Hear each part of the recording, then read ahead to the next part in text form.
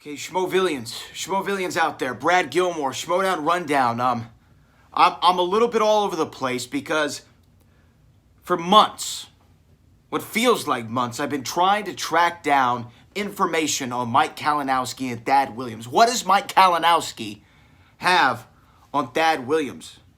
I've been going through many back channels, different sources, unnamed people going on off the record, trying to give me some information, some clues as to what's going on with Mike Kalinowski. And then finally, I found a source.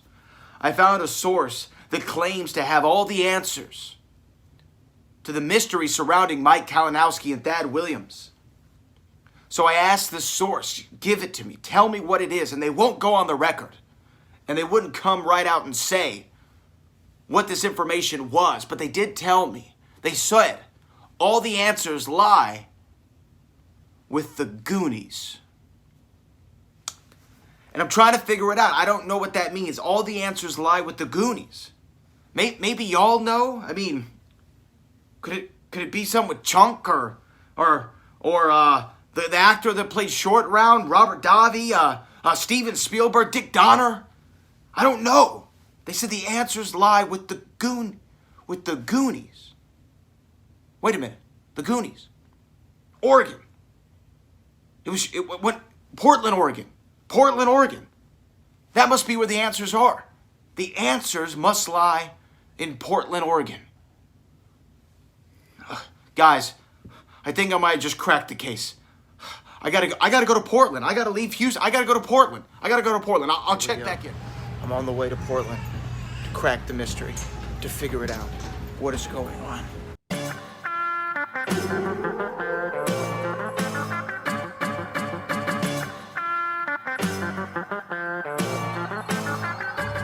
Pluto. Ladies and gentlemen, it's time for the Schmoedown Rundown. Introducing first, Frank Janisch, and the host of the Schmoedown Rundown, Brad Gilmore. What's up, Movie Trivia Schmoedown fans? It is I, Frank Janisch. Alongside with me is Chris Clark. This week, we don't have Brad Gilmore. You saw up top, we got that. Me and Chris, we got that message earlier in the week, and Brad, he's on the hunt, Chris, and I think hopefully he turns out some answers. Because I'm very curious to see. I know a lot of people are to see what's this whole angle between Thad and Kalinowski. What's Kalinowski had on Thad? So I hopefully Brad can send some more updates as we do the show. Hopefully we can get some more and get some sort of answers. Although, was he in Oregon? Portland, Oregon? So I'm not sure. Yeah, I'm not sure what's all the way up there, but I guess hopefully we're going to find out. But this week was a big week in Schmoedown because we had basically like two number one contender matches. We had the tournament final in Inner Geekdom, and then we had a legitimate number one contenders match between Draco and Ethan Irwin, and that was a good one. Inner Geekdom between Kalinowski and Mara. That one is an all-time classic match if I ever saw one, Chris. It was fantastic, and I know a lot of people think that the Cushing versus Knobbik match is quote-unquote the greatest match of all time. I think it was good, but I think it was only good for the admittedly the sudden death. Had this match had a sudden death, it probably would be more universally considered the best match ever. But in my opinion, this for sake did, and it was really neck and neck the entire time. I didn't know who was going to win. And Mara, we're going to get to it. She's a statue. Yeah. She has no emotion in her face, and it's hilarious. Well, I think some of that had to do with the fact she's still reeling from the effects of her accident. Mm-hmm. But we'll get into that. But what happened first of all this week was Draco and Ethan Irwin. Ethan Irwin's been on a tear this season as a rookie. He's 3-0 coming into this match, or was coming into this match. And Draco, he's been up and down in his performances, but he was 4-2 coming into this match, if I remember correctly. And I was, and Draco's hot and cold. I wasn't sure what kind of performance we would get out of Draco. I mean, obviously we know that he can put up stellar performances. We've seen it obviously against Bibiani and other matches. Bateman as well was another great match for him. So, what Draco were we going to get? That's kind of been what I've been saying throughout his whole career is I don't know which one we're going to get. If we get the guy who's really on point, it's a wrap. If we get the guy who's up and down, Ethan could easily take this. And while we all know what happened at the end, let's get into it, starting with round one here. Ethan Irwin goes perfect and gets the bonus. Not a great sign for Mark Draco. Mark Draco has a very casual, very average 5 points and a 4-point lead for Ethan Irwin here to start things off in a 3-round match. Not very good for Draco. Excellent. You couldn't have done any better for Ethan Irwin. But when I was looking at the numbers for people who get perfect rounds this season, including the bonus, not good. There's been 4 people, and only one of them have won their match, and that would be Rachel Cushing in her triple threat match in the very beginning of the season. So now Ethan Irwin, he goes perfect with the 9 points, and he's one of 4 people this year to do it. Last year, it was interesting. We had a ton of people getting perfect rounds and the bonus, or just perfect rounds even. And even to start this year, I mean, we had Cody Hall and we had Lon Harris, but then in the teams match, remember, we had Roca and Nos. They did it in teams, and it seemed like all these people were getting perfect first rounds, and then it just really just trailed off, and that hasn't happened in quite a while until this match here. It seems like, Chris, when you see someone get a perfect round, do you normally think that they're going to win the match? More than likely, yes, but you never honestly know because round 2 is admittedly a lot of luck with the whole reel. So as long as they're not down by a huge margin, a huge deficit, you can sort of see that they're probably going to win. I know there's been a few cases where that hasn't happened, but I feel like with a perfect run, it's the most promising thing you can ever have. But you know what? For this match, you're coming from a guy who debuted with a perfect round, which is Draco. And then you have Ethan Irwin, who did so awesome at the free-for-all that you never honestly know with these two guys. So I never really had the confidence in either one of them winning just because you never know what's going to happen with these two. It's interesting with Ethan because he's only through 3 matches, somewhat fairly a small sample size in comparison to the rest of all the players in the league. But in his 3 matches, he's averaging 84% correct through his matches, so it's very dominant. It's very Bibiani-like, if I can use that comparison. Although the wins are in Irwin's favor in this case. And Draco, he comes into this, he was averaging just about 69% correct. So it's not a bad average to have. It's above the league average, but it's not quite elite level, again, because he's so up and down. However, you're right, the second round can be a evening factor between both players. Irwin had a great round, but if he gets stung in the second round with a category he doesn't like or isn't good at, and then your opponent gets a good one, and it can really even out what happened in that first round. But let's get back right into this match here. Ethan Irwin, he gets action adventure and on his spin, and he sticks with it. He gets 6 points here out of the 4 questions. He goes 3 for 4. And Draco cannot capitalize on a steal. And I think this is just one of the rare misses Draco has had in his second rounds. I think up until this point, he was perfect in second rounds. I mean, he has gone to multiple choice a couple times, I think, but this is the first time he's actually missed a question in the second round. I think now I'm looking at it, he's only been to a multiple choice 1 time, and he's had perfect second rounds, and this time he actually misses a question, so that was a first for him. So that's kind of a good sign for Draco, given the fact that Ethan Irwin went perfect.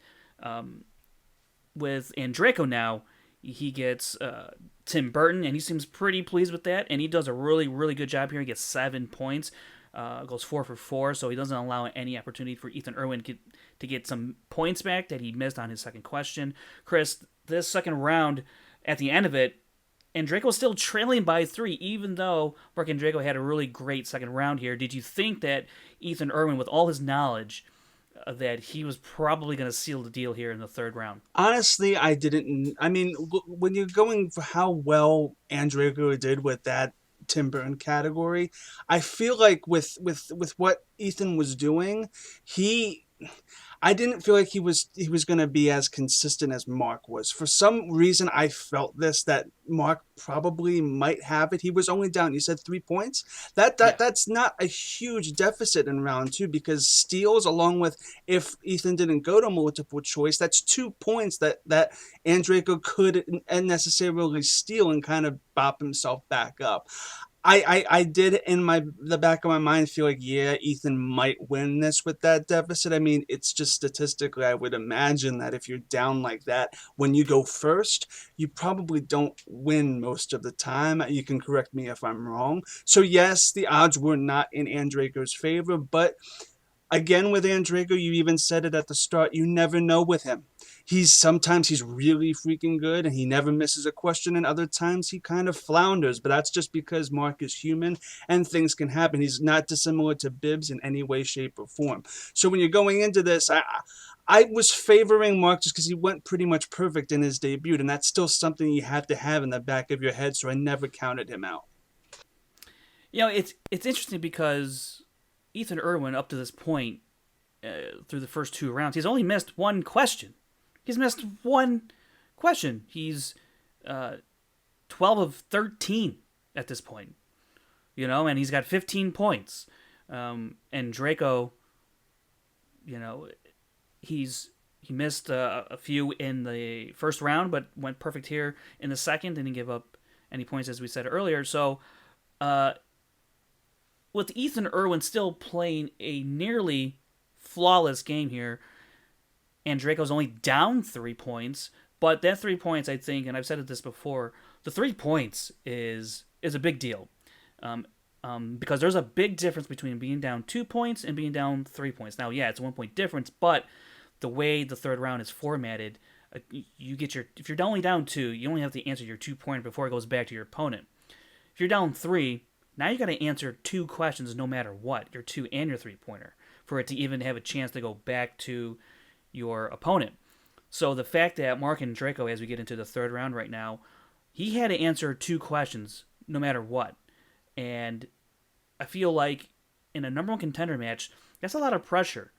You got to answer 2. You have to answer at least, the very least, the 3-pointer. If you don't hit the 2, okay, but then you got to hit your 3. And if you really want to win the match or even have a shot at winning the match, then that means you got to probably hit your 5.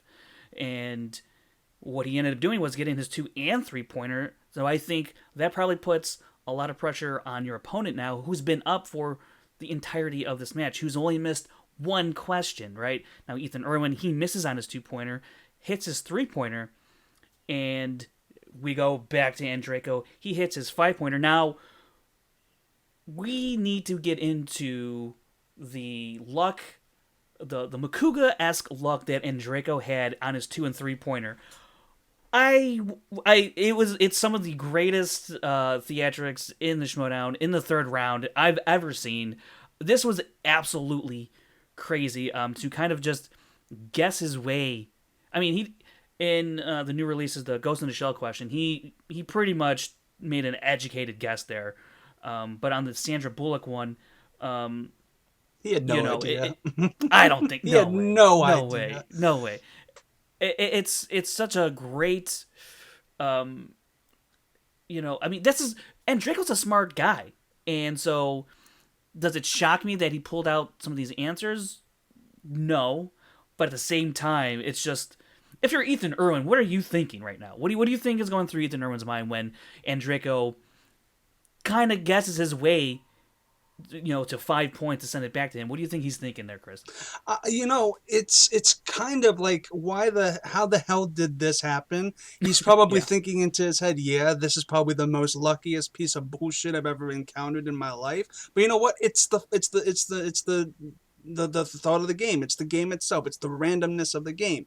And yes, I feel like these were educated guesses by Draco, but he knows his stuff, and I feel like it Yeah. probably was retained in the back of his head, and he just didn't realize it, and it just popped in like that. I mean, also, Yeah, go for it, Frank. it's kind of like, if I was writing this movie, what would I do? You know, you kind of put that kind of thinking on, and I think maybe he did that. I don't know, but nonetheless, he guessed his way to 5 points. Something. It reminded me exactly of Makuga's old days, where he would just. Exactly. It seemed like every match he had, he would throw out a guess, and he would land. Again, the educated guess. Really was the bane of Ethan Irwin's existence in this match, because he only got his 3-pointer here. I got the Angelina Jolie question, and his Disney question, while I didn't think was terribly difficult. It's not something it's in the back of your mind of, the name of the kids. Even now I can't remember all I mean, of them. It's Wendy. that was insane. Yeah. The Peter Pan kid question, like, that's something that you could easily go White Room on.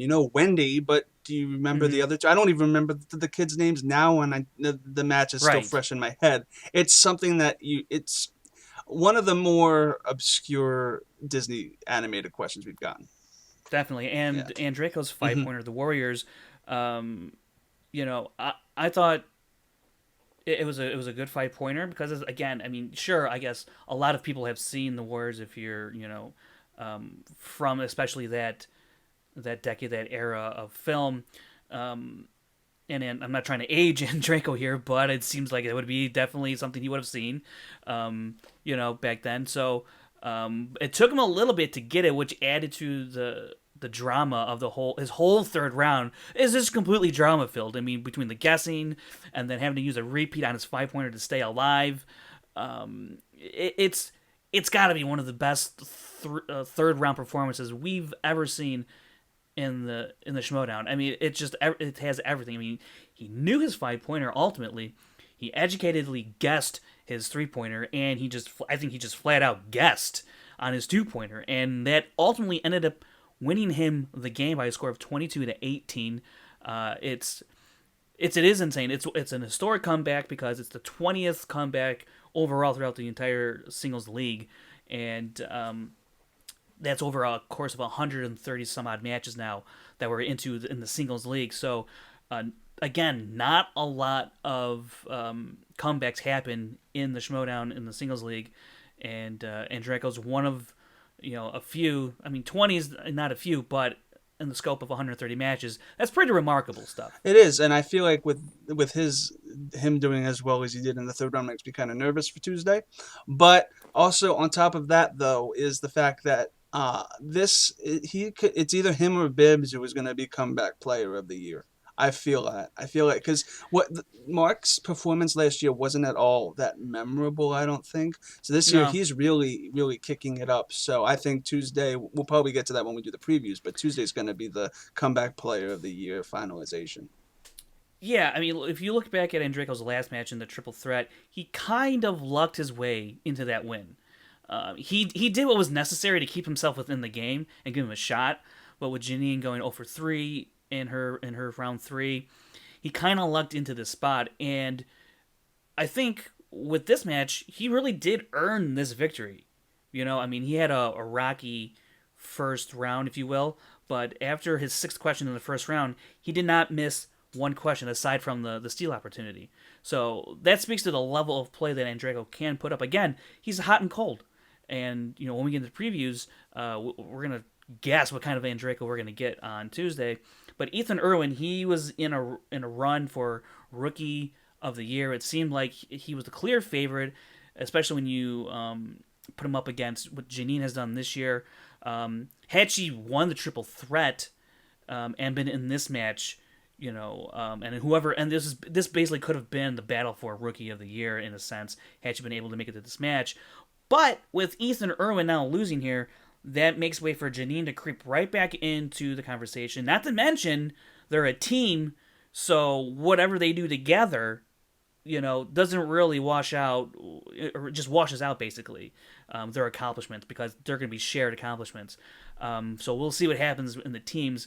But now, as we get into the match that happened on Friday, there's another clear Rookie of the Year candidate, leader, I should say. But we'll get into that when we get into it.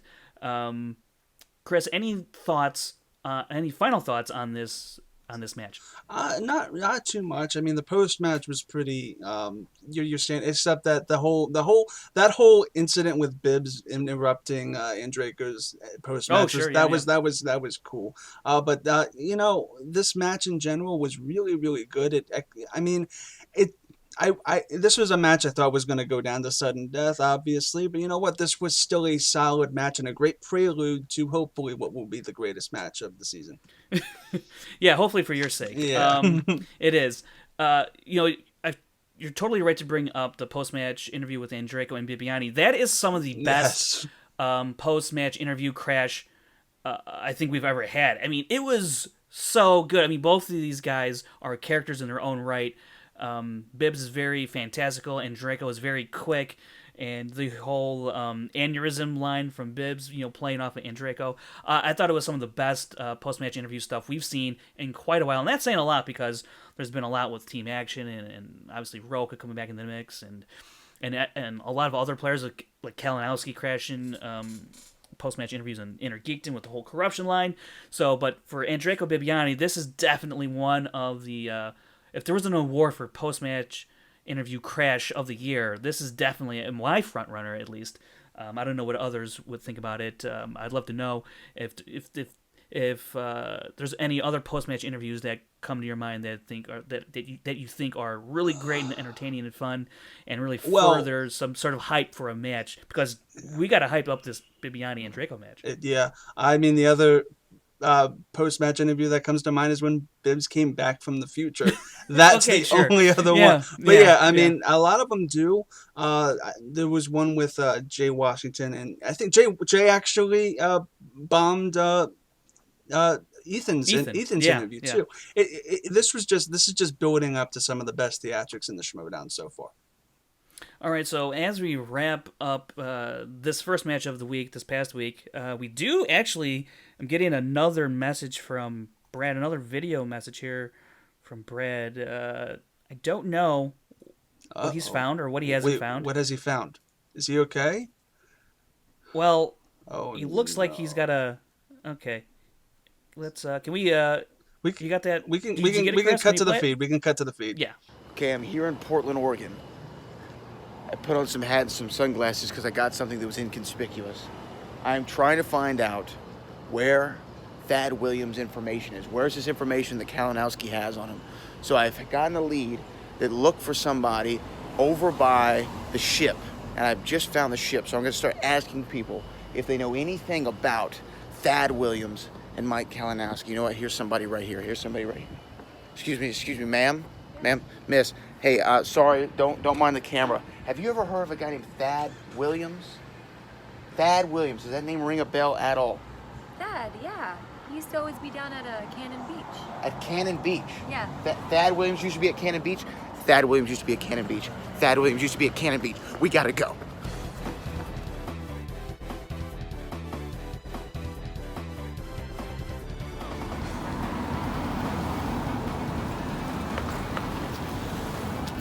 Here at Cannon Beach, and I found wild berries.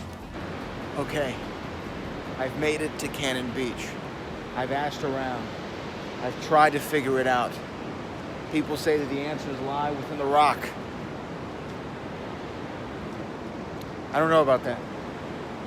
We're going to try. I'm going to ask some locals. There are plenty of people around who can tell me if anybody knows anything about Thad Williams and Mike Kalinowski. We're going to figure it out. Today's the day. Here we go. All right, so as you see, Brad's in Portland, Oregon. He's wearing something inconspicuous, apparently, and he's talking to strangers on the street trying to figure out what that... I don't know. He went to a beach. Like, that's ridiculous.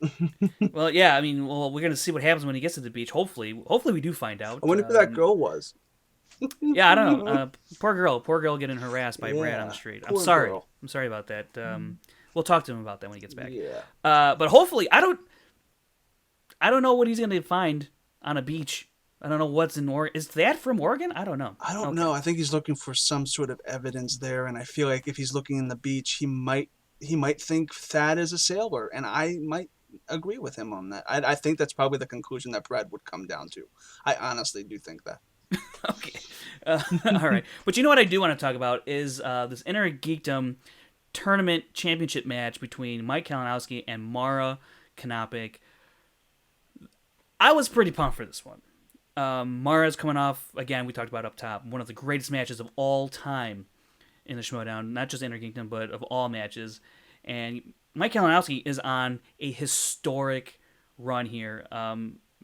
His numbers have been off the charts the entire tournament. He was about like 91% accuracy coming into this match. I mean, just lethal stuff from him.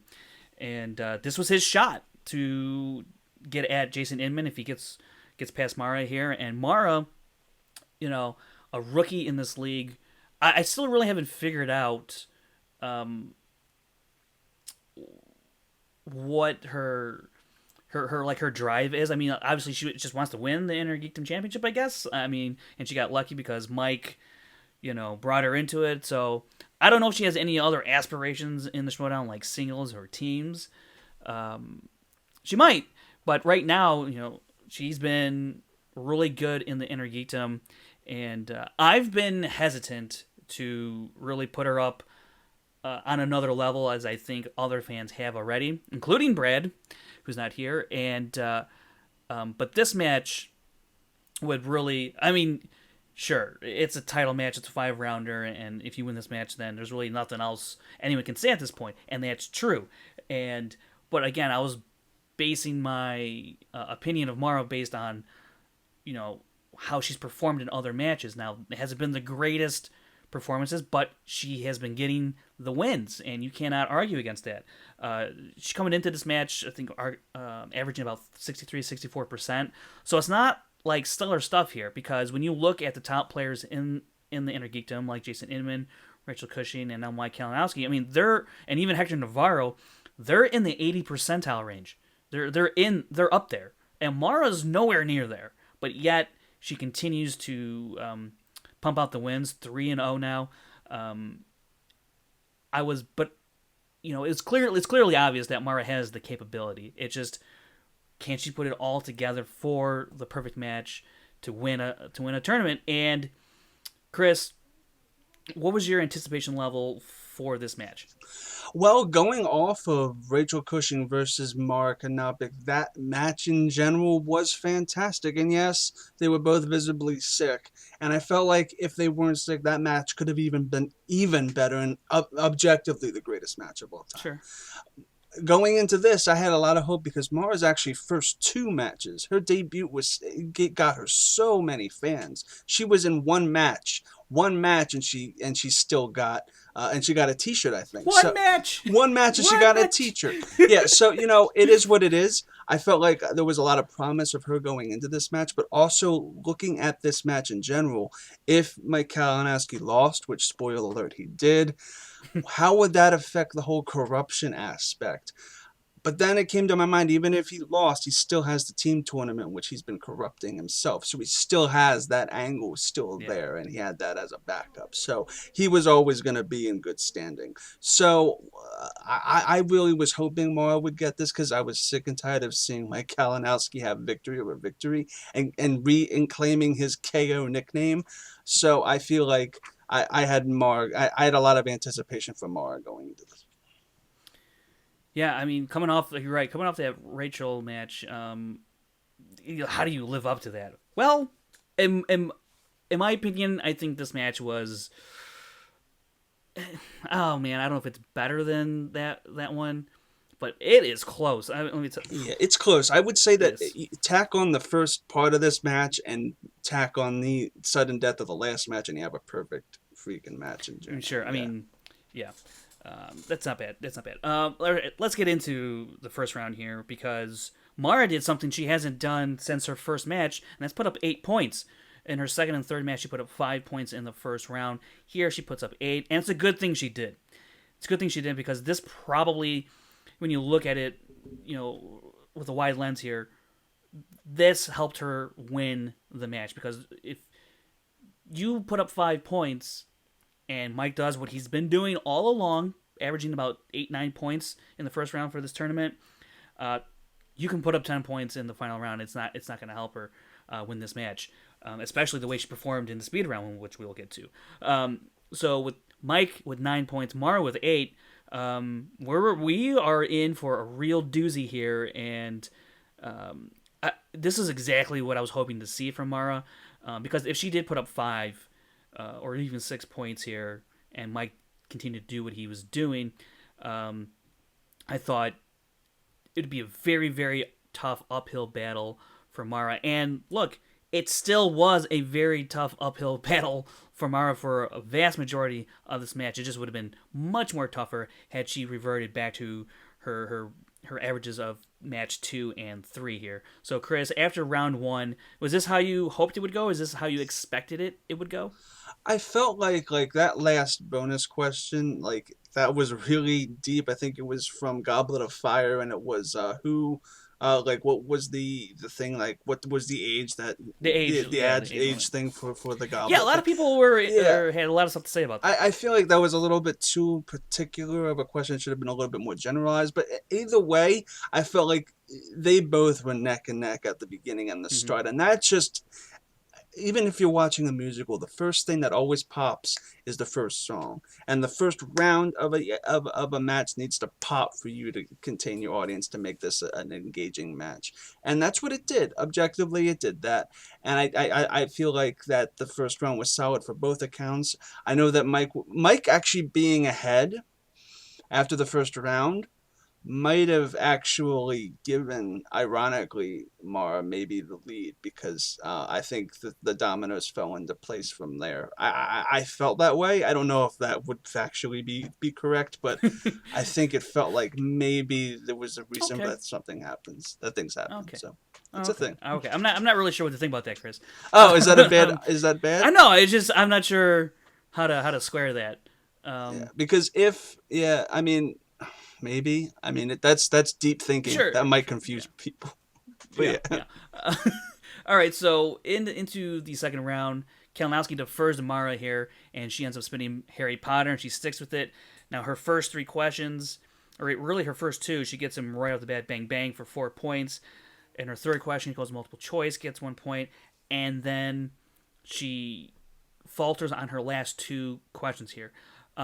This is when I thought, she's in some real trouble here, because you get a category that's very favorable for her, and she didn't go to multiple choice on her last 2 questions, and she gave Mike an opportunity at 4 points here very early on in this match, and he's got to be feeling really good. I mean, he just went 9 of 10 in the first round. Lucky for her, and unfortunate for Mike, he could not come up with these points here that would have really just put a stake right through Mara here early on in the match, because Kalinowski, I mean, you want to talk about corruption, holy crap. He spins Spinner's Choice in a championship tournament final match, and he elects to go DCEU. I thought he was going to run the table here. Chris, what did you think of Mara's performance and then Kalinowski spinning Spinner's Choice? Well, the fact that Mara did spin first allowed her to get the Harry Potter category, which she was able to get those necessary points that she got to victory. The fact of the matter is, though, how many times has Kalinowski spun opponent's choice or had something like that happen in his favor during this entire tournament? It's just insane. The fact of the matter is, when I saw that, I felt like, yes, the game is done. The game is the game is over. Goodbye. Rest in peace. But this turned out to be really, really back and forth. So I felt like with Mara's performance is the main thing. With Harry Potter, the fact of the matter is, Kalinowski, as you said, couldn't take advantage of her faults, and that is what actually shot him in the foot and gave her the stepping stone to success. So things happen, and you can never predict it. Yeah, I think with Mike not getting those 2 Harry Potter questions, which is something that, we saw him tackle in the Mark Donica match, right? I mean, he did absolutely amazing in that category because, and Mark Donica gave him that category, right? And this was something that I think people thought Mike figured out. In Harry Potter, coming into this match, he was 9 of 13, and a lot of that heavy lifting came in the Mark Donica match. But so he was still trying to figure his way out there in Harry Potter and boost those numbers, if you will, right? But that didn't happen here. And then DCEU, coming into this match, he had answered 13 of 14 questions in the DCEU. And just as a little aside, in DC, he's 8 for 8. So all around on that side of the comic book universe, he is absolutely deadly. And he put up a deadly performance here, although I think he probably really needed to go perfect here, and he couldn't quite do it. And when you're in a match like this, against a player like Mara, who has, again, all the ability in the world to shock people or to pull out answers you didn't think you could pull out, he probably really needed to go perfect here. Because in the end, obviously, hindsight's 20/20. He needed every point that he could get, and he missed 3 opportunities here in round 2 that he could possibly look back on and say, that might have cost me the match. Although, I mean, again, hindsight's 20/20. So there's a lot of different factors. But had I stolen those 2 questions from Mara, had I went perfect in my round, got 2 points, things could be different. You never know. But coming out of round 2. Mike, he's up 16 to 13, a 3-point lead, not bad. And we go into the wager round, which usually isn't that dramatic or that all that meaningful, I guess, in a sense, because usually players play it safe, or it's kind of predictable what's going to happen here based on the category. That factors in as well, but usually it's either both players get it wrong or both players get it right, and they both wager at the same point, so it's kind of a wash. But this one was very interesting because Kalinowski spins Star Trek, and, Mara's not afraid of Star Trek, neither is Kalinowski, but for some reason, Mike, he bets only 1 point, and Mara bets 2, and they both get the correct answer, and so she's able to trim a 3-point lead down to 2, and it's the beginning of something that I think when you really look at it, during the match you're not going to think this, but when you look at it, this is the beginning of the end for Mike here. Not being aggressive enough to bet 3 points here. What did you think of his bet, Chris? It was confusing. It was honestly confusing because I thought that Star Trek he was really confident in, and he was already up a bunch of points. He was already up 3 points. He was up 3 points. So even if he bet 3 points and got it wrong, that would be tied in any worst case scenario. So well, I mean, it could have been a 6-point swing had Mara bet 3 and she. So I mean, he could have been down 3. But I know what you're saying. But like the odds were in his favor for success and not success. Because if she bet something, she would have been in the deficit, and if she got it wrong, she would have been in the deficit. So why he didn't go the full 3 is probably what shot him in the foot. That I mean, as you said, hindsight is 20/20, and you can't really foresee that. So it was just a simple error in calculation. Yeah, I mean, I didn't expect him to bet 1, not at all. I thought 2, more than likely, it was what he was going to bet, and I would have been surprised if he had bet 3. But I was shocked when he bet just 1. It's the title match, and or the tournament final match, tournament final. You got to go for broke here, even though you're up 3. I felt like he was, again, hindsight's 20/20. I'm not trying to bash Mike here because in the heat of the moment, maybe he's not thinking these things. But it's almost as if when you look at it, it's almost as if he's trying to mitigate any damage and not actually be offensive. I felt like this is more a defensive bet than it was an offensive bet. Whereas Mara, I think she's just kind of like, I'm down 3. I don't want to get too far behind if I get it wrong. So 2 is right in the middle, and I can maybe just, even if Mike bets 3, and I still get it right and he gets it right, it's just another point. So it's not that bad. But Mike, he really could have, had he bet 3 points here, I mean, this could have been, it would have at least tied the game at the end of the match if he bets 3 here. And that's a huge, huge deal because then we go into sudden death, you know.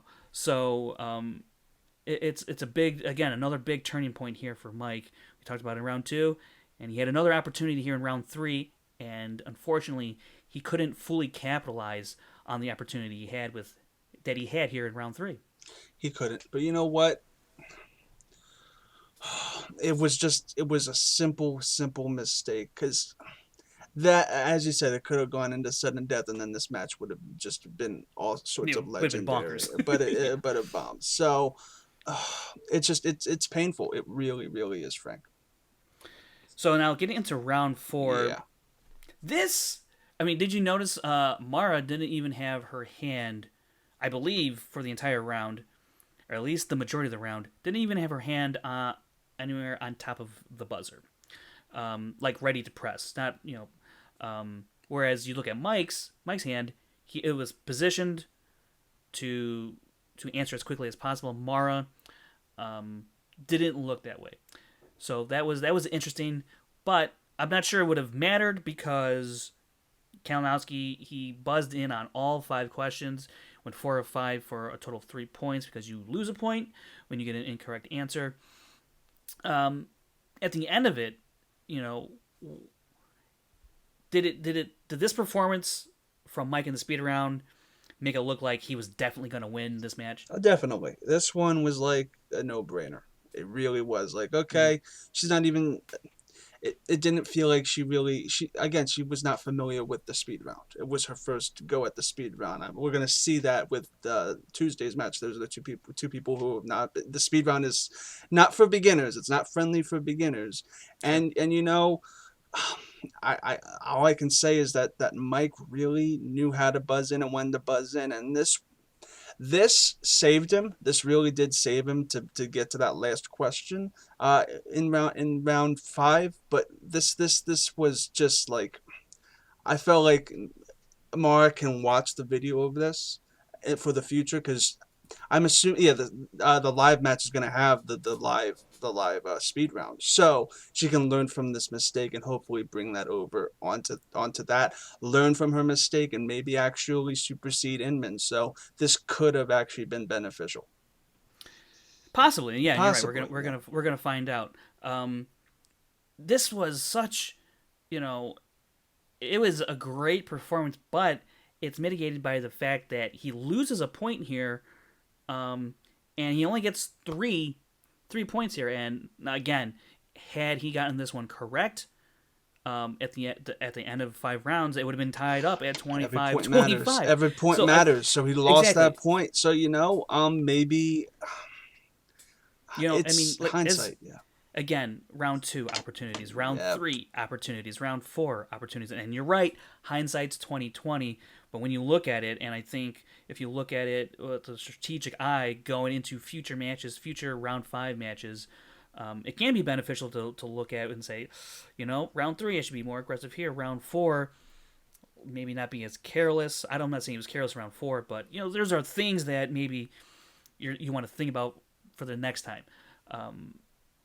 But Mara not getting any points here was very concerning, because now she is down 20-5.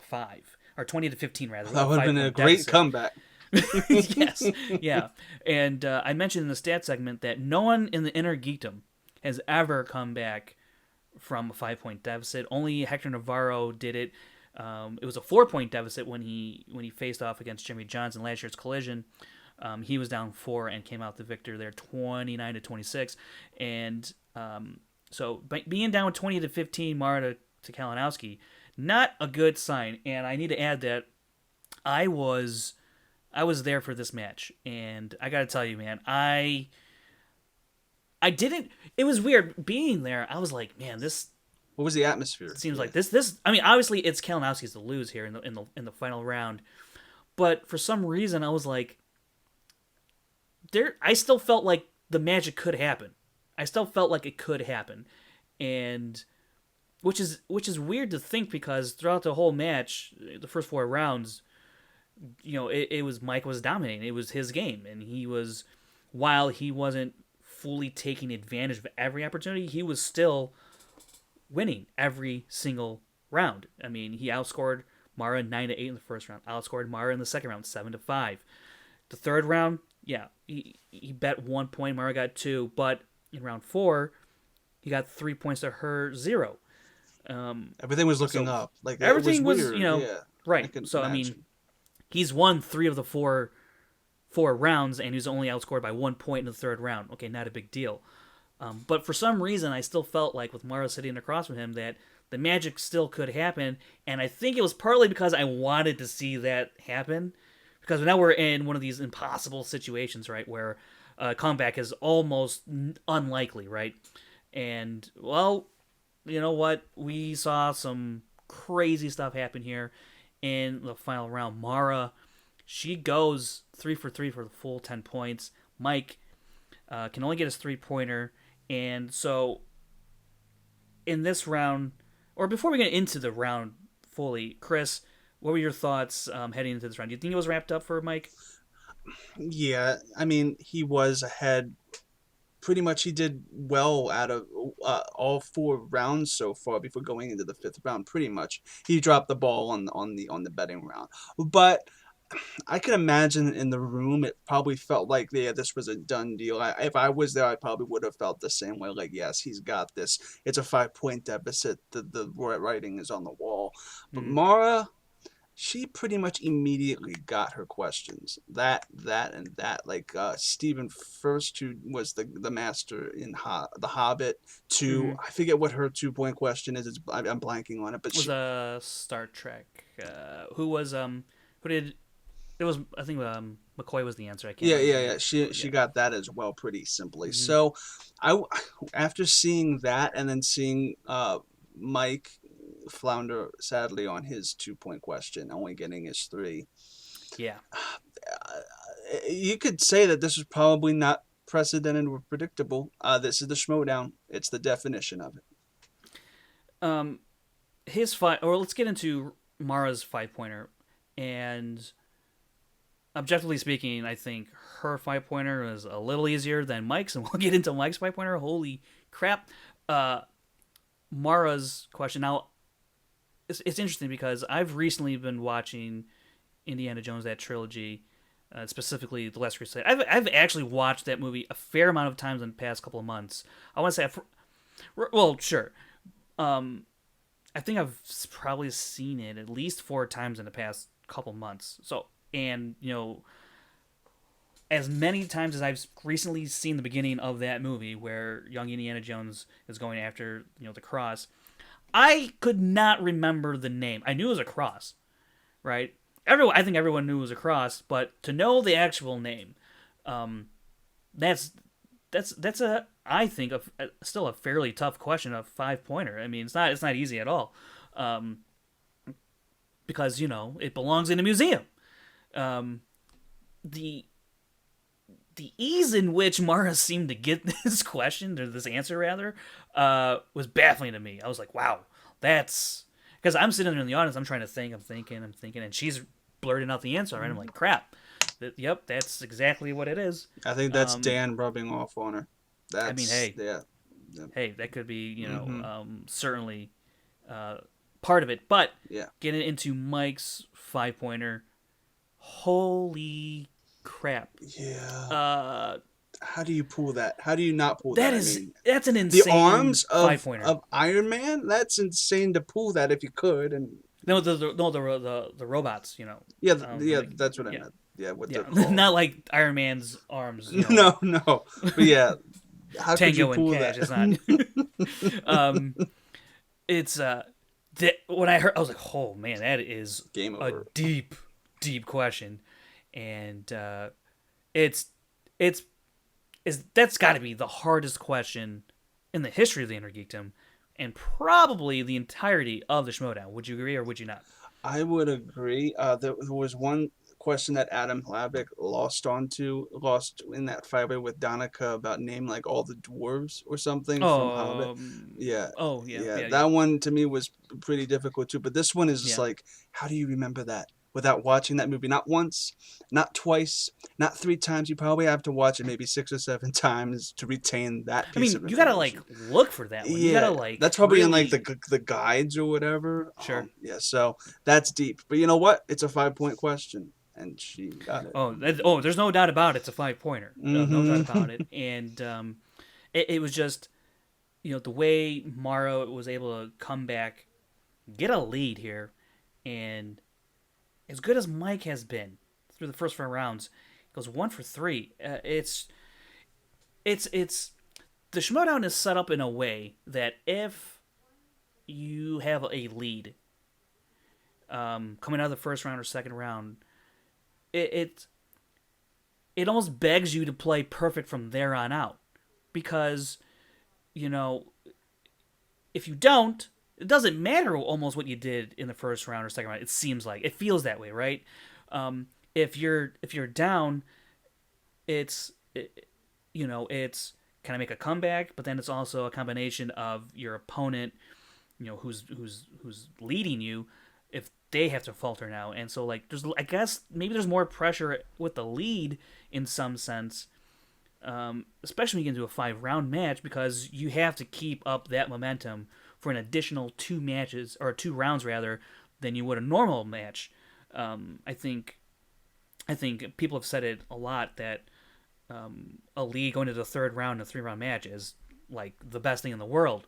But to have a lead after 3 rounds, or even 4 rounds, I guess, in a 5-round match, is not as secure as you might think, because you have to be perfect for another possible 3 questions that only increase in difficulty.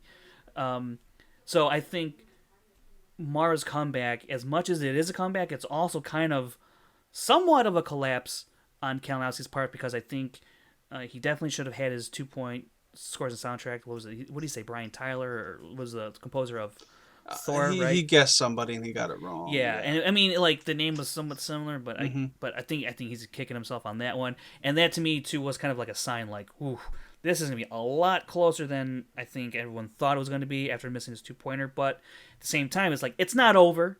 He hits his 3 and he'll hit his 5, and then he'll be the winner. But that's not what happened here. Again, I think having a lead for 4 rounds, and then you miss your 2-pointer, and now you feel the pressure of a 3-pointer, but you hit it. But now it comes down to your 5-pointer. It's got to be kind of disheartening, and kind of just be like, what else do I got to do to win this damn match? Because 10 points in the final round, again, is equal to how many points you can earn in the first round minus the bonus. It's more points than...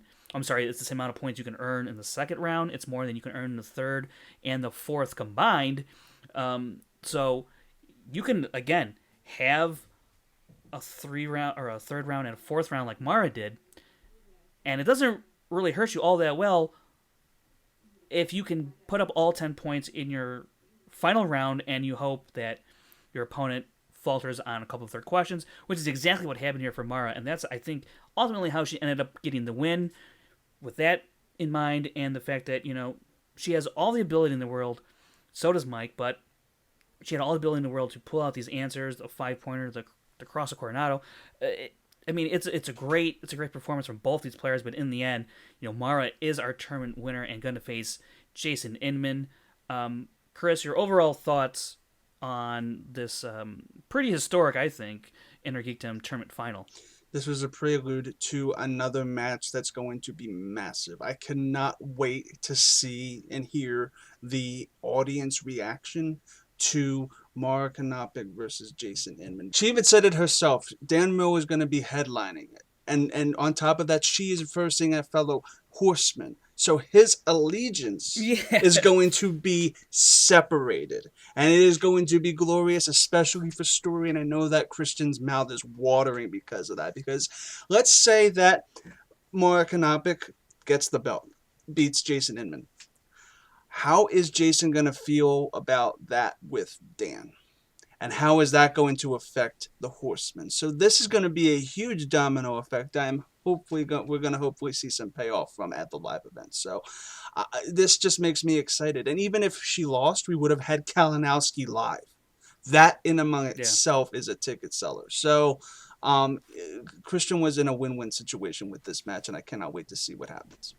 Oh yeah, I think he was. Yeah. He's for sure. I mean, I think the Inner Geekdom a title match at the live event is a win, no matter who's in the damn match. In my opinion, that's huge for Christian. That's huge for the fans who get to attend, and I'm really, really looking forward to that final because you bring it up that Dan Murrell, as we all know, has a close personal relationship with Mara, as she put it, and he's gonna have some. He's gonna be in quite the conundrum. Is the word Situation for indeed. Dan Murrell. Yes, it is. And you know what? Normally, I'd be like, man, Dan Murrell, he's really good at Schmoedown and Screen Junkies and everything he does. But in this case, I'm not sure I'd like to be Dan Murrell the night of the live event because he's gonna have Mara on one side, fellow Horseman Jason Inman on the other, and I don't know. He just might recuse himself from the entire situation and just say, hey, you guys go do what you got to do and come see me afterwards. I don't know. But, again, if they somehow lean into that angle, it'll be interesting to see. And, I don't know. It should be definitely very interesting. And you know what? I don't think we're going to be without Mike Kalinowski at the live event. I think he's got to show up, don't you think? Oh, I don't think he's going to be not absent. He's going to do something. I mean, there's going to be something that happens because look, it's still the Anarchy tournament premiere, so he still has that kind of there for him. The thing is, I wouldn't have said that. Like, look at the Schmoedown as kind of like a story. I wouldn't have said that Dan Murrell and Mara's relationship was canon to the actual story until she mentioned it in her post-match. So now it is an open door to be like, you know what? This could be something, and it could actually be really, really interesting. So regardless, objectively, that audience is going to get their money's worth.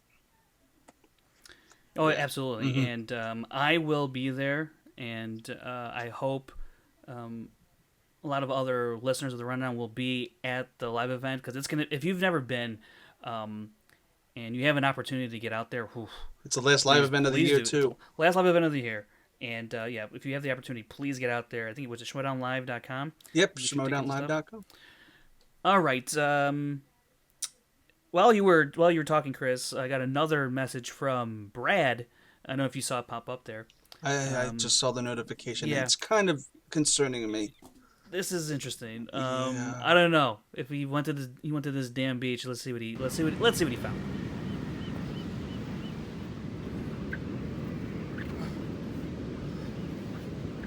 Okay, I've asked the locals around here. Finally, I've gotten information. They've given me coordinates, GPS coordinates to find the T in the ground. And I think that I've finally found it. Follow me this way. I think I've discovered where the information that Mike Kalinowski has on Thad Williams, I figured out where it's buried. Follow me this way. Get a shot of this, a T. So, I'm about to uncover it right now. Piece of paper.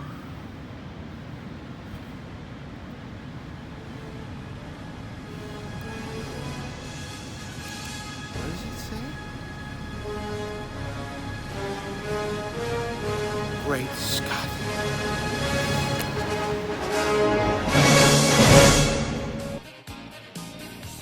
He found a T. Yeah. Great. This whole thing was an absolute success, I guess. It was not a waste of time by any stretch Not of a the waste. imagination. No, and he's gone full Doc Brown on us. So, Yeah. Who knows what state he will return to us next week. Yeah. So there is that. But let's get into previewing next week, because next week's a pretty big week, wouldn't you say, Chris? Oh, it is humongous. Humongous. Humongous is the term that Italians use for humongous. Yes. Oh wow! Humongous. I didn't. Wow. I messed up with my pronunciation, but yeah. Okay. Yeah. All right. So the first match of next week is the singles title match between Mark and Draco and William Bibiani. It's a rematch back from when they first entered the league. They faced each other, and it was an epic match at the time. Bibiani going perfect and Draco only missing one question. Side note, Bibiani did have to go to multiple choice just once, but nonetheless, he did go perfect in the match the first time that happened. It was also the singles points record. He scored 23 points in that match. That was the record at the time. So a lot of big things came out of that match, and we were all led to believe that, in no time at all, Bibiani would be the champion, and Dan Murray will be a thing of the past. And, well, that just did not happen, did it now, Chris? Sigh. You Yeah. know what? Had he not been what many considered to be kind of the poster boy champion The that heir he apparent, was, the yeah, heir yeah. apparent, he probably wouldn't be where he is now. He'd probably be kind of like the person who's super popular. Everybody loves him. Everybody understands that he's going to be the one that wins. Bada bing, bada boom. I kind of like the fact that he's kind of the underdog. I really kind of like that. And I feel like things happen for a reason. And this is the final payoff after 2 years of supporting this sucker. This is going to be the final payoff. He's going to get the belt. It's going to be glorious. And I can finally say, I told you so to so many people who, you've seen it.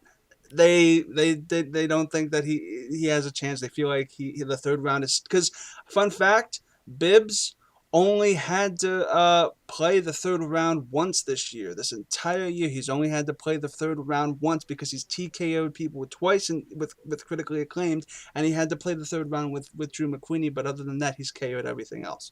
So I hope that he can do it. My actually focal point is the speed round. The speed round, I really hope that he does well in. And the betting round, I mean, that's anybody's game. You never know how well you're going to do in the betting round. So I'm nervous. It's definitely my most anticipated match of the season, and it's going to be fantastic. I just can't wait to see it. And win or lose, Bibbs is on next week. It's going to rock. Yeah, that was pretty much a given. Chris mentions he's like, "Hey, Bibbs is gonna be on next week." I was like, "Of course," without fault. This, I was gonna say, maybe this whole plan was just to, the losing part of Bibiani was this whole plan was just to win Comeback Player of the Year, because you can't be at the top and win Comeback Player of the Year. You got to go down a little bit and then you work your way up. So maybe this was a big stunt to win Comeback Player of the Year. Although that's probably not the case. I'm just trying to put some spin on it there for you, Chris. Now, the way these two ended up in this match is very interesting. As we know, Bibiani, he was the MVP of the free-for-all, cashed in his opportunity at the number one contender spot, basically stole it from Snyder, and then defeated Snyder, or Snyder defeated himself, however you want to look at it. Let's not get into that. So Bibiani wins that match, and now it was due to face Sam Levine, but then Levine hangs it up, and now we're left wondering what the hell's going to happen. And then we have this triple threat match between Stacey Howard, Janine the Machine, and Mark and Draco, and Mark and Draco ends up winning that to face Ethan Irwin, who's been on a tear at that point. He was 3-0, and we go number one contender match between Ethan Irwin and Mark and Draco, and as we just talked about, and Draco comes out on the other side of that with a W, and he's gonna face Bibiani for the rematch. I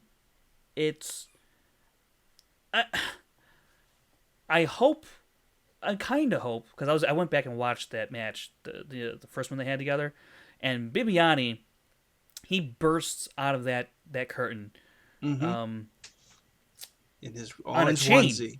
He's on a chain in an orange onesie, yeah, and he's screaming his lungs off. I kind of hope we see that again, because it worked really well for him that match. I miss the orange onesie. I miss the orange It'd be great. prisoner thing. If he brings it back, although that'd be fitting. I'm sure I won't be disappointed with whatever he chooses to do with his entrance. I think it was one of the Patreon articles, newsletters. He wrote a list of like all these entrances that he wanted to do or had ideas to do. I think he left out one that he's gonna actually do, but I think the ones he put on paper or put on the. They were great. They were expensive though. There was one where Yeah, it's that was like, what I was he was gonna bring gonna up, come like- out. Him and Whitney were gonna come out as like the penguins from Batman Returns. Yeah. Like, So I mean, and then I mean he's very creative in that sense. So Yeah. again, like I said, I'm looking forward to what he's gonna do. And Mark Andreyko, not one for elaborate entrances. He may just stroll out there. I mean, he'll have the 5 Club with him, but I think he might up his game for this because he's gonna. he might. Yeah. They might be like, you know what? It's a championship match. We got to do a little something special. So it could be very entertaining in that regard. But man, I again, if Andreyko is hot, he can really put up a big fight. Because I think the first 2 rounds can be very, very electric. Just based on the fact that Bibiani historically is one of, if not, he's like, I think like, according to my numbers, he's like the second best player of all time between the first 2 rounds. Rachel Cushing is at that number 1 spot, believe it or not. I'm sure a lot of you do believe it though. Again, though, Bibiani, I think he's only like 0.7 points behind Rachel in terms of average or something. They're like It's in the very close. 80s, right? 80% or something. It's something ridiculous. Yeah, something they're averaging like 14 points out of a possible 16. It's It's pretty ridiculous. So I think Bibbs should have a great first 2 rounds. It's after that, the 3rd round, the 4th, actually the speed round. I think Bibbs is going to be very good in the speed round because he has a bit of a history of jumping the gun, and if he jumps the gun on some of these questions with the right answers, I mean, he could really take that round home. Mark Andreyko, though, I think he's one of the more, at least it comes across on the screen, he's more of a cerebral player, and I think he can kind of navigate his way through rounds and situations. I think he can do like the math in his head and be like, I got to do this. The thing that I'm to this concerned part, about with him though is that he was in that, I think, Twitter video of when was it Rachel that took the buzzer home and they were all Fight Club was all testing it. Was for Clark's match with Sam. Yeah. And there was a little powwow and he was training there, session so there. he has tested it. So I don't know if Bibbs has had the chance to. I would imagine he's yeah. tried to at least, or I've brought it up. I mean, Clark kind of set the precedent there, so it's like if he asked, you can't really deny him. Yeah, that would so be a no-brainer to ask. So yeah. Yeah. Hopefully he has had time because Andreyko, as of what we know, has that leg up. So. But I think, you know what? I have not watched that hidden the Underground 5-Way yet. Did they use buzzers in that one? Did they use buzzers in that Underground 5-Way? I don't think they did. Not from what I remember. Because I was going to say maybe they had experience. I think there. It was the wheel, but maybe I'm wrong. I forget. Maybe I don't know. I don't think. But they did. Okay. Anyways, this is gonna be. This could has the potential to be another great all-time Schmoedown match, championship match, nonetheless. And we're gonna have a new singles champ here, Chris. And I hope for your sake it's Bibiani, and I hope for the Schmoedown community it's a great match. I'm sure it will be. These two guys are phenomenal. Their knowledge is ridiculous. Again, and Draco, if he's hot and cold, he's hot and cold. But Bibiani, he's just got to stay the course, and I think he can come out on top. But again, Andreyko, he plays the way he did against Ethan, especially in. Well, I don't want to say that exactly because he did somewhat luck his way in that 3rd round. But if he holds on to that luck, right, and it's against Bibiani, who is probably Bibiani has some of the worst luck I've ever seen in the Schmoedown. And it's all luck. I mean, if the scales are tipped in either side or whatever the phrase is, I don't know what I'm trying to say here, but whatever. He's behind the 8 ball. Hot, right? If Andreyko's hot and Bibiani's facing all this bad luck, I feel like it's gonna be a bad time for Bibiani. But I do think it's gonna be a close match all the way to the end, and because it seems like these 5 rounders, majority of the time, well, for the most part, they're fairly close for a big portion of the match, and so I expect this one to be the same. But before we wrap this preview up, we got to talk about the promo that was at the end of the Intergeekdom match with Mike and Mara. And Chris, I'll let you have the first words on this promo. What did you think when you saw this promo? Were you expecting it? This was the best thing ever. I have to just say that right here and right now. This entire thing was phenomenal. They're sitting there playing chess. It's fantastic. Yeah. I really loved it to the tease. Like, and not just that, the cinematography is phenomenal. It really, really is. It was really, really crisp. I don't know if it that felt that way with you. Like, it felt really movie-like. Unlike anything we've ever seen they added before. they added the black bars in there to give you that cinematic feel. It was really good. And they kept going. They kept saying trailer lines. Like, it was really, really freaking hilarious. And these guys have great chemistry. And it actually also does cement the fact is this: these two guys, above anybody else in the Schmoedown, love this game and love being there, regardless of if they win or if they lose. So I don't think either of us have anything to worry about of if, let's say, Bibiani loses or if Draco loses, that they'll retire. I don't think that will ever happen because we've seen it. I know you've seen it a lot more than I have, Frank. 90% of the time, Bibbs and Draco are at each match, watching each match and loving every minute. So regardless of what happens, these guys are not going anywhere. I think Christian would have to drag them out of the studio to make them retire, These guys are going to be going forever. So they just love this so much, and you can tell.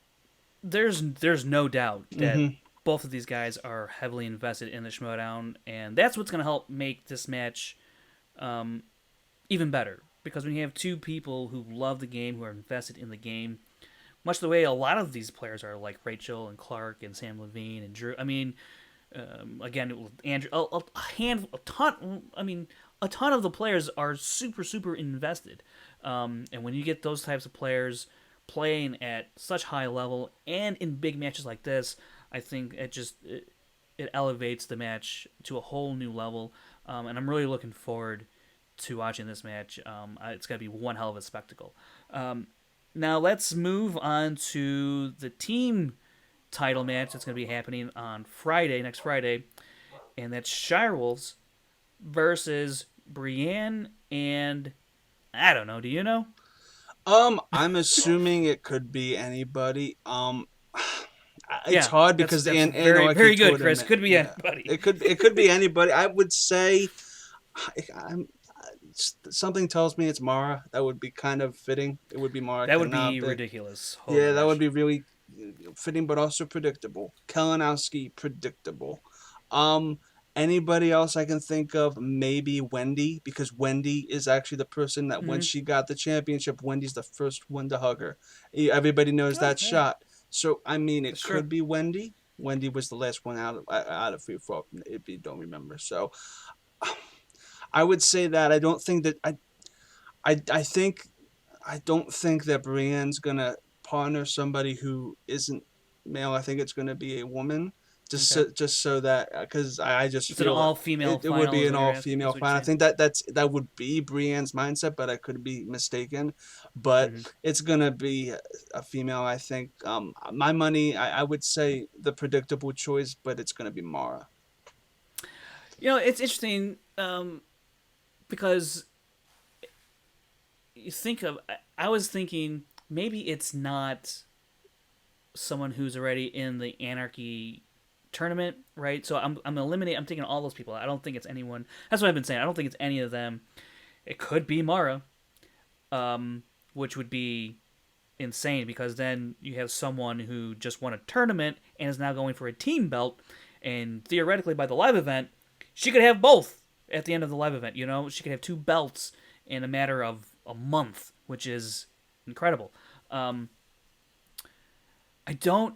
I've always felt like it's someone that's not in the tournament, and that could be a number of people. I have to go back and look at the roster and see who's left out. That's where my mind's. I think it's somebody that's not in the tournament. That's my best guess, and that's hardly a guess, really.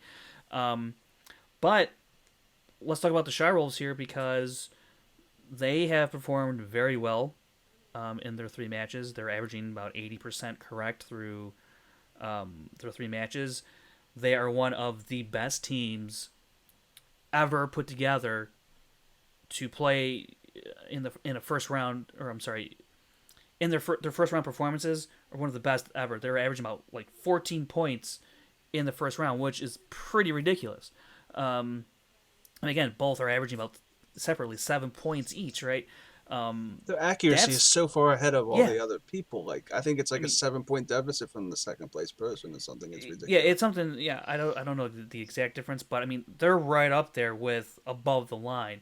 And look, I understand a lot of people would love to see the Sharewolves in above the line. I'm one of them.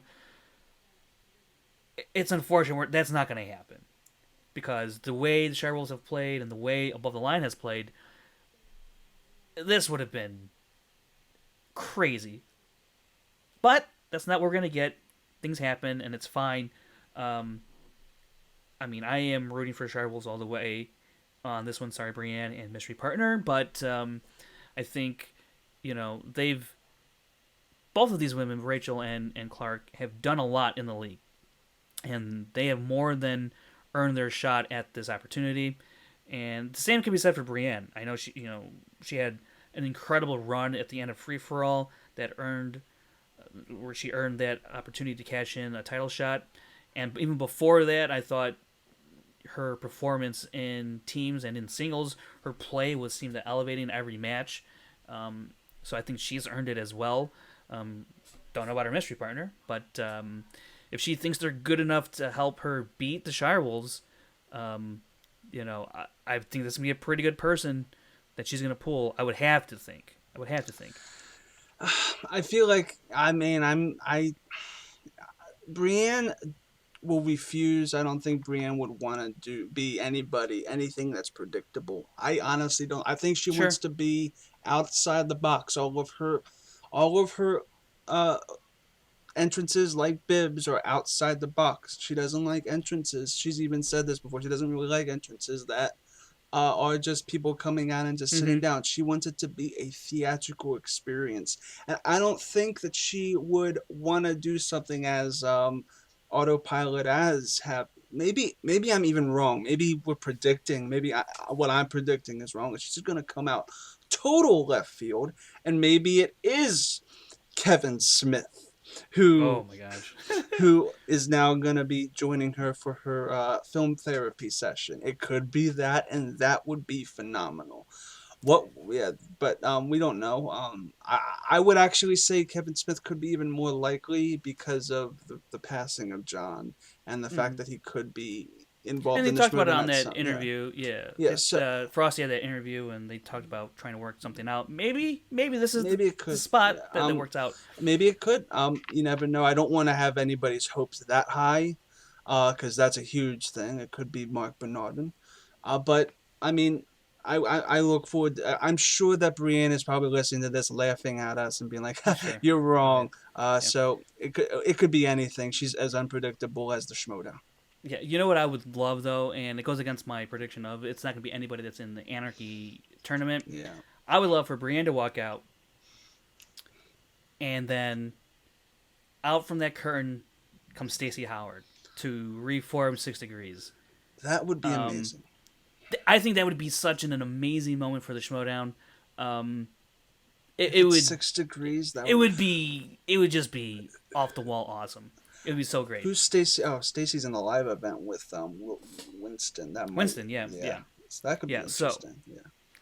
Yeah, I mean, I don't know what's going to happen, and we have to wait and see. It seems like it's not going to be revealed until the match, so it's going to be another one of these Wildberry reveals, I guess, when Makuga had revealed Dewberry as his partner, even though I think people had figured out it was going to be Dewberry.